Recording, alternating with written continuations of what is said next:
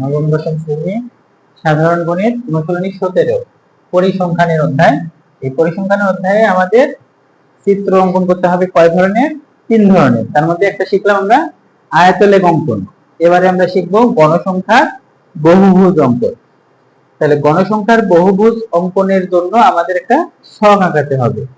গণসংখ্যার বহুভুজ অঙ্কনের জন্য প্রয়োজনীয় সারণী, মানে গ নাম্বারের 3টাই একসাথে থাকবে না, একটা থাকবে, যে কোনো একটা, হয় আয়তলেখ অঙ্কন করো অথবা বহুভুজ অথবা অজিত রেখা। আমরা আয়তলেখ শিখছি, একটু আগে শিখলাম। এখন আমরা শিখবো গণসংখ্যার বহুভুজ অঙ্কন। তাহলে গণসংখ্যার বহুভুজ অঙ্কনের জন্য প্রয়োজনীয় সারণীটা কি? এই দেখো শ্রেণীব্যাপ্তি, এটা আমাদের পরীক্ষার প্রশ্নে দেওয়াই থাকবে। গণসংখ্যা এটাও পরীক্ষার প্রশ্নে দেওয়া থাকবে। আমাদের অতিরিক্ত শ্রেণী মধ্যমানটা নির্ণয় করতে হবে। আমাদের গণসংখ্যার বহুভুজ অঙ্কন করতে শ্রেণী মধ্যমান লাগে, অর্থাৎ শ্রেণী মধ্যমানের সাহায্যে গণসংখ্যার বহুভুজ অঙ্কন করা হয়। এমসিকিউ আসতে পারে যে গণসংখ্যার বহুভুজ অঙ্কন করতে নিচের কোনটি প্রয়োজন? অবিচ্ছিন্ন শ্রেণীব্যাপ্তি, শ্রেণীব্যাপ্তি না শ্রেণী মধ্যমান, বা না শ্রেণীর উচ্চ সীমা না শ্রেণীর নিম্ন সীমা, এরকম আসতে পারে, আসে পরীক্ষাতে। তাহলে আমাদের এক্স অক্ষ বরাবর নিতে হবে শ্রেণী মধ্যমান, আর ওয়াই অক্ষ বরাবর নিতে হবে গণসংখ্যা। তাহলে শ্রেণী মধ্যমান মানে এই শ্রেণীর মধ্যমানটা বের করতে হবে। কিভাবে? এই দুটো যোগ করে 2 দিয়ে ভাগ দিব আমরা। 41 আর 50 যোগ করে 2 দিয়ে ভাগ দিলে কত হবে? 45.5। কত হবে? 45.5।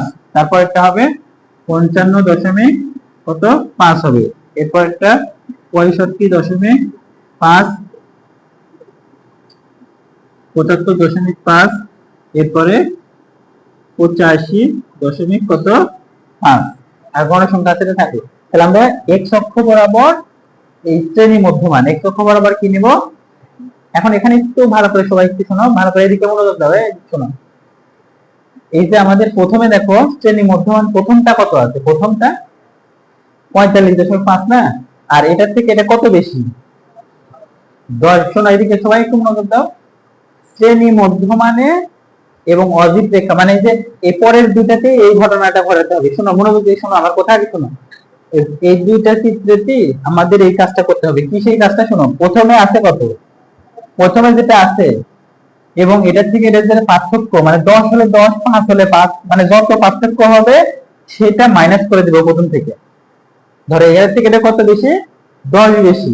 তাহলে এই প্রথমটার থেকে 10 বিয়োগ করলে কত হয়? 35.5। এখানে 45.5 থেকে শুরু হয়েছে না?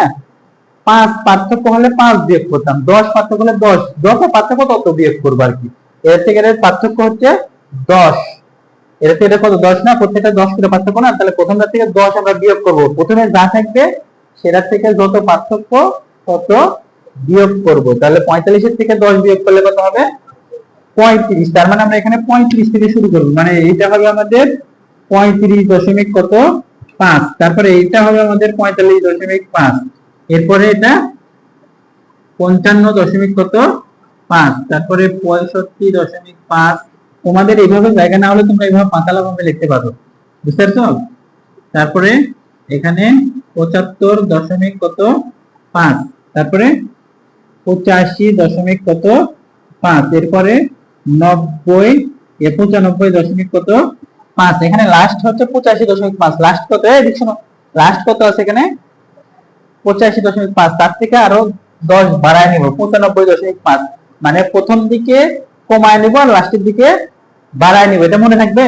এটা মনে থাকবে তো? প্রথমে কমায় নিব আর লাস্টে বাড়িয়ে নিব, মানে যত পার্থক্য তত কমায় নিব আর যত পার্থক্য তত লাস্টে বাড়িয়ে নিব। বুঝতে পারছো এতটুকু? শোনো এখন এইদিকে একটু মনোযোগ দাও, এইদিকে মনোযোগী হবে, এইদিকে ওগুলা ওগুলা দেখাতে হবে না, এটা মনোযোগী হবে। শোনো আমার কথা শোনো। এই যে দেখো 45 দেখতে পাচ্ছেন না? হ্যাঁ, এই 45 এর সোজা কত আছে আমাদের? 6 আছে। এই 45 এর সোজা এই 35 ওখানে আছে। এইদিকে আমার কথা শোনো, প্রথম শোনো। 35 পরে লেখো, পরে লেখো। 35 ওখানে নাই তো, ছকের মধ্যে 35 আছে কি? নাই। ছকের মধ্যে আমাদের শুরু কত? 45। তাহলে 45 এর সোজা কত আছে? 6। 35 যেহেতু নাই, তার মানে 35 নাই মানে শূন্য। নাই মানে কি? শূন্য। মানে 35 নাই মানে 35 এর এই ঘরটা হবে শূন্য। আগে শোনো, কোথায় শোনো।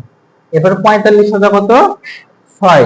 তাহলে এই 45 সোজা আমরা 6 দিব, যে লাল দাগ পর্যন্ত 5, তারপরে এখানে এটা হচ্ছে 6, যেভাবে আমরা চিহ্নিত করব। তারপরে 55 সোজা কত আছে? 8। 5, 6, 7, 8। এরপরে 65 সোজা কত আছে? 12, 65 শতক 12, তাহলে 10, 11, 12। এরপরে 75 শতক কত? 9। এরপরে আছে 9, তাহলে 10 এর থেকে 1 কম, মানে 9, যে লালটা 10, 1 কম 9। এরপরে কত আছে? 7, 85 শতক 7, 5, 6, 7। তারপরে 95 শতক আছে? নাই, মানে কত? 0, নাই মানে 0, যেটা নাই মানে 0, প্রথমটা নাই মানে 0, লাস্টেরটা নাই মানে, পরে বুঝতে পারছো? এরপরে এটা আমরা স্কেল দিয়ে এভাবে একটা করে ধরবো আর একটা করে যোগ করব। এটা স্কেল দিয়ে যোগ করব, আবার এটাও যোগ করব, আবার এটাও যোগ করব, এরপরে এটা যোগ করতে হবে, এখান থেকে এটা আর এখান থেকে এটা। বুঝতে পারলাম কি? তাহলে এই যে এইটা, এটা হচ্ছে আমাদের গণসংখ্যার বহুভুজ। গণসংখ্যার বহুভুজ, এই যে ক্ষেত্রটা বহুভুজ। দেখো, এটা একটা বাহু, এটা একটা অনেকগুলা বাহু। 3টা বাহু হলে ত্রিভুজ, 4টা বাহু হলে চতুর্ভুজ, 5টা বাহু হলে পঞ্চভুজ। এখানে নির্দিষ্টতা নাই, অনেকগুলা বাহু, তাই এটা হচ্ছে বহুভুজ। বহু বাহু, তাই এটা কি হলো? বহুভুজ, গণসংখ্যা বহুভুজ। তাহলে এক্স অক্ষ বরাবর আমরা কি নিলাম? শ্রেণী মধ্যমান। এক্স অক্ষ বরাবর কি নিয়েছে? শ্রেণী মধ্যমান। আর ওয়াই অক্ষ বরাবর কি নিয়েছে? গণসংখ্যা। 35 থেকে 45 কত একক? 10 একক। 35 থেকে 45 এর একক কত? 10। আর এখানে ঘর আছে 5টা, তাহলে 5টা ঘরে 10 একক, এই জন্য এখানে লেখা হয়েছে 5 ঘর সমান কত একক? 10 একক। আর এই বরাবর দেখো 5টা ঘরে 5 একক, অর্থাৎ এক ঘরে 1 একক। সব কাগজে এক্স অক্ষ বরাবর ক্ষুদ্রতম 5 ঘর সমান 10 একক ধরে শ্রেণী মধ্যমান, এবং ওয়াই অক্ষ বরাবর ক্ষুদ্রতম এক ঘরকে 1 একক ধরে গণসংখ্যা নিয়ে আয়তলেখ না। এটা কি আঁকলাম আমরা, বলতো? এটা আমরা কি আঁকলাম? গণসংখ্যার বহুভুজ। তাহলে এখানে আমরা লিখবো নিয়ে গণসংখ্যার